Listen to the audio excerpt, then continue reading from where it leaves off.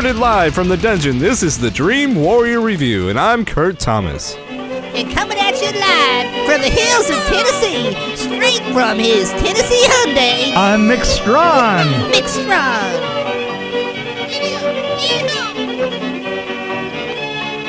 Yeah, I have a cold, so let's hope my voice holds up.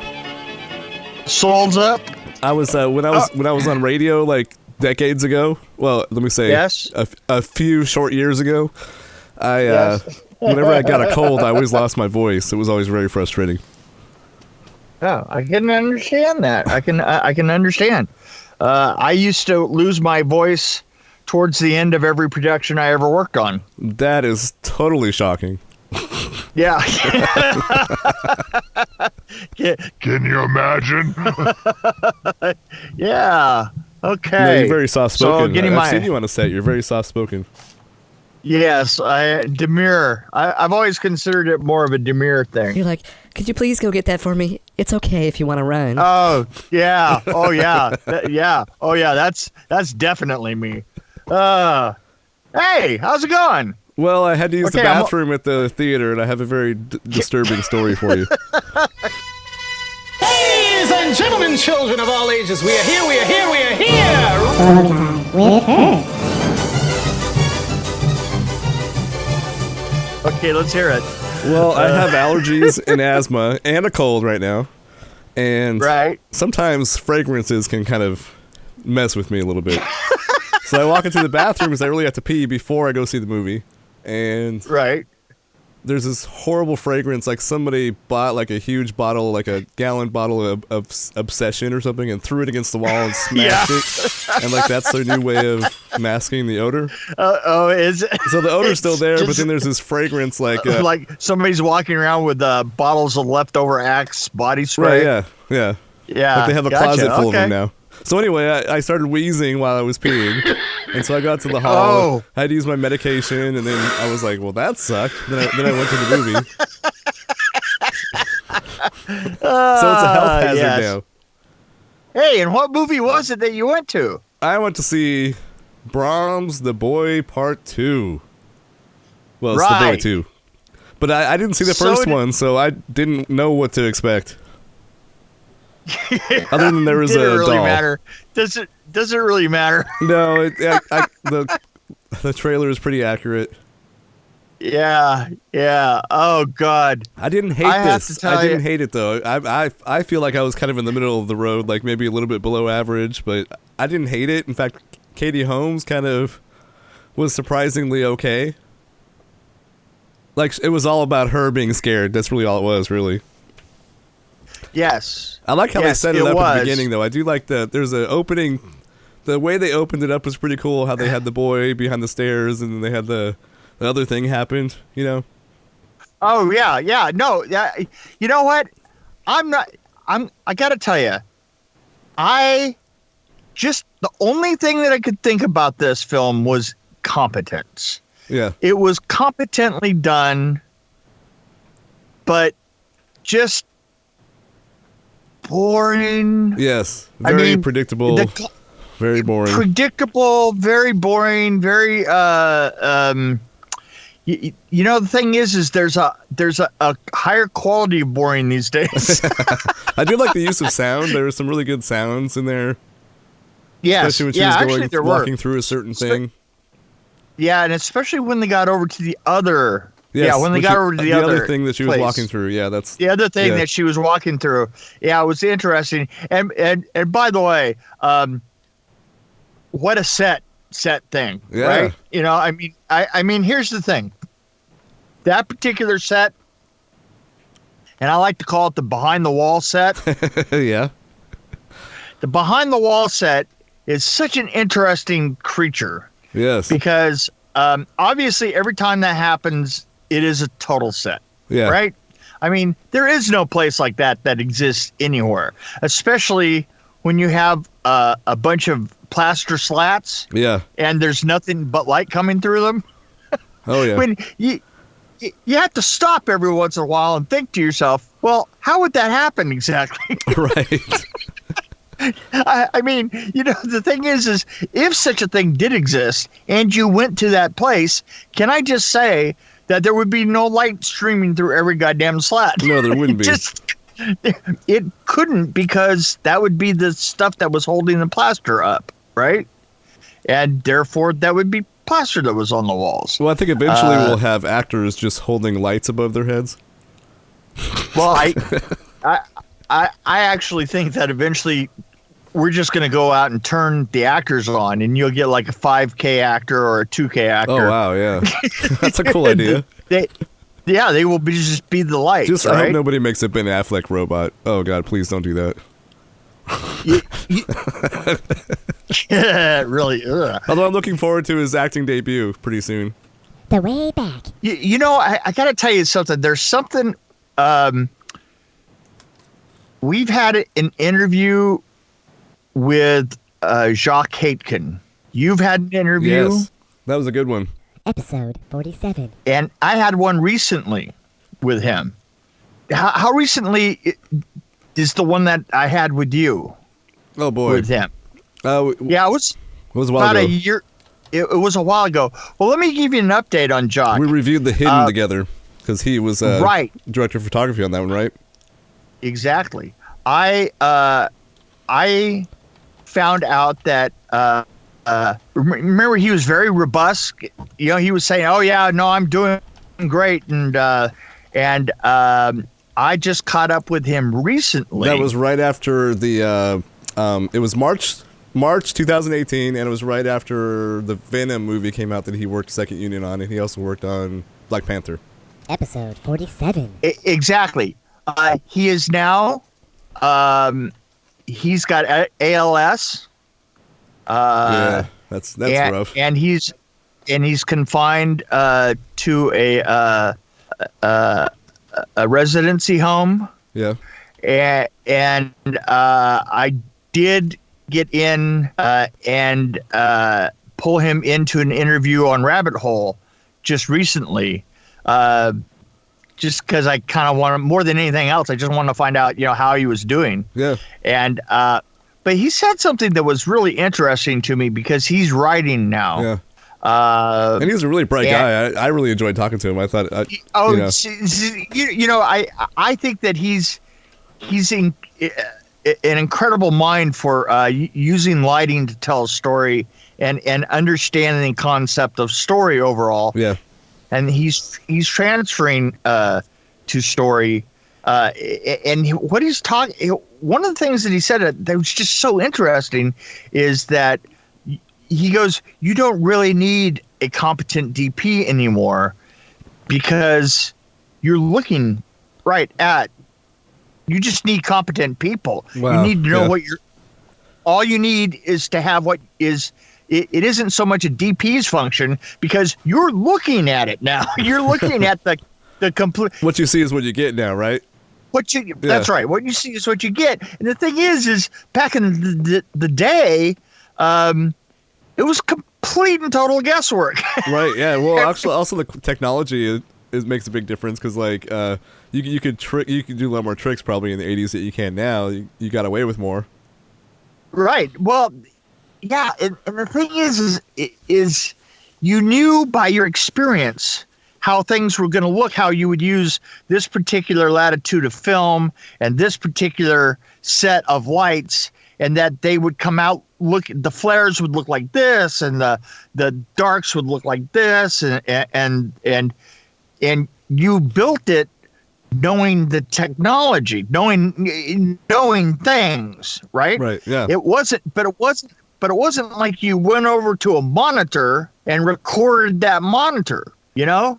It's like today, everything that we're shooting, we look at it and we see it. There it is. I mean, that's and that was Jacques' point. He says, he said it isn't so much.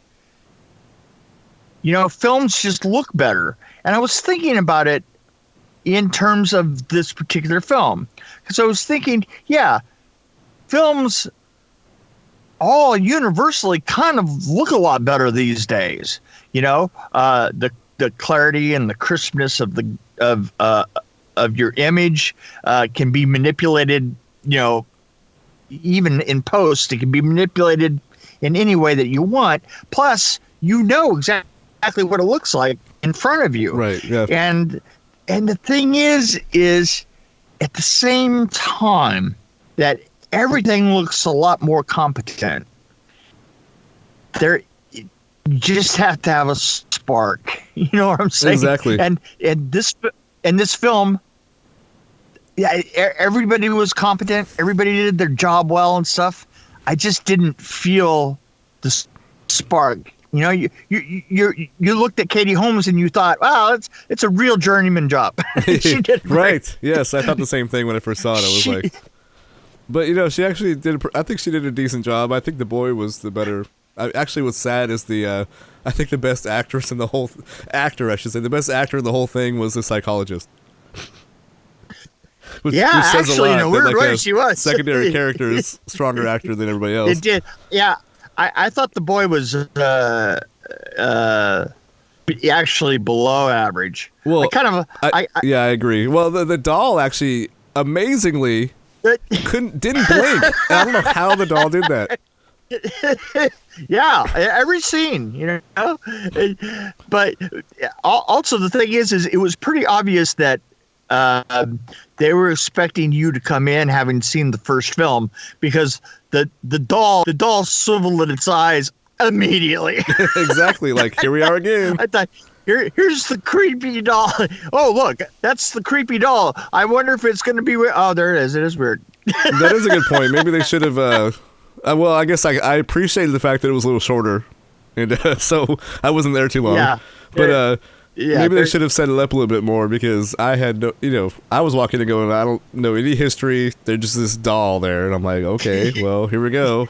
I've seen a lot of doll movies. And it's almost like immediately out of the ground, its eyes move by itself, and you're going, oh. At least in Chucky movies, they have a montage or something to kind of explain what happened previously. Well, you did have the old guy there.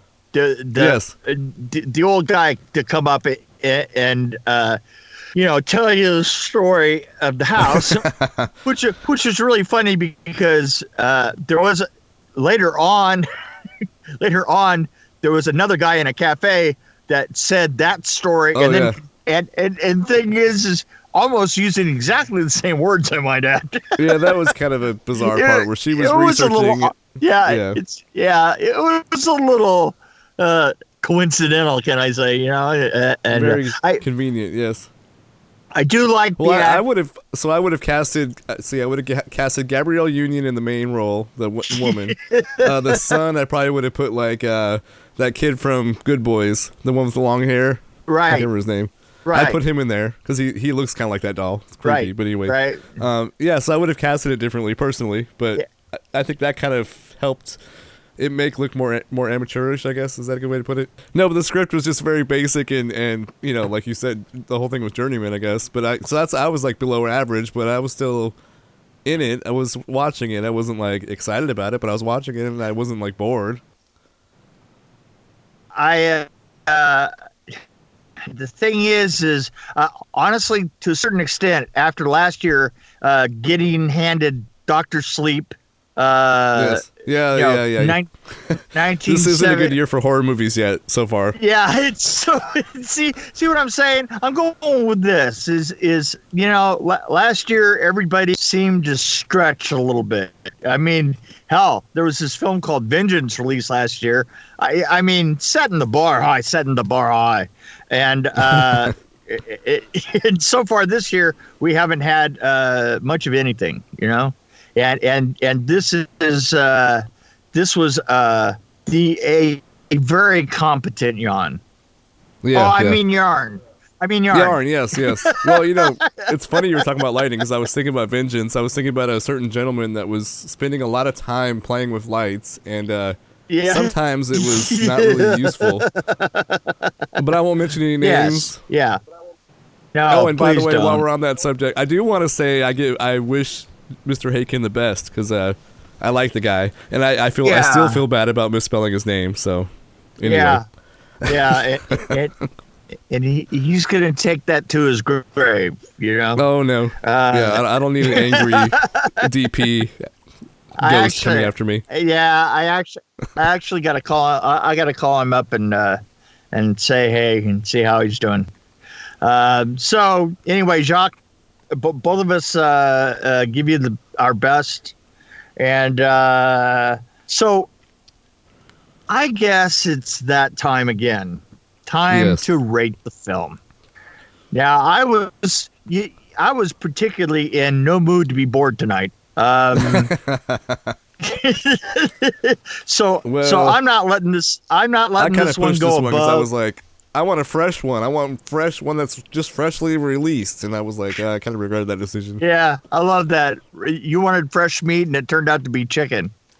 Well, rotten chicken. Yeah, rotten. Well, no, fake chicken. What's that? Kellogg's Good Morning Chicken, right? Yeah. So I give it a strong 1.9. I would give it a 1.3. I just was not. I wasn't prepared to be that bored so competently. Well, at least it was competent. Yeah. I do like the house in this one.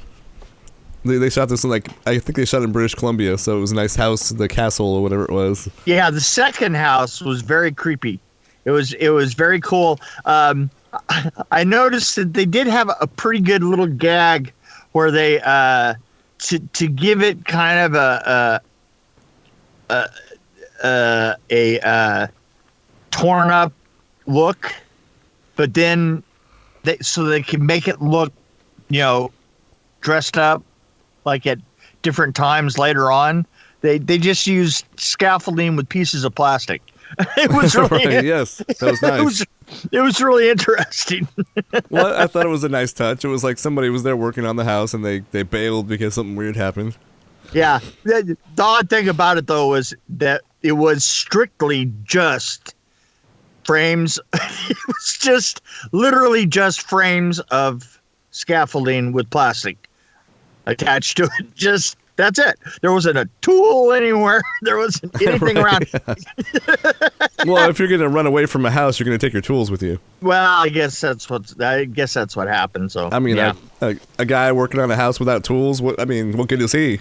Yeah, that's true. Okay, so speaking of houses, yeah, we are going to talk about a house eventually. Are we doing something called House? Yeah. 1985, The House, or I think it's just House. 1985. Yeah, it's just House. Yeah. Yeah. Yeah. So anyway, that's a little teaser for you. There you go. I'm tickling your ass with a feather. Oh, hurt. Later, guys. That was weird.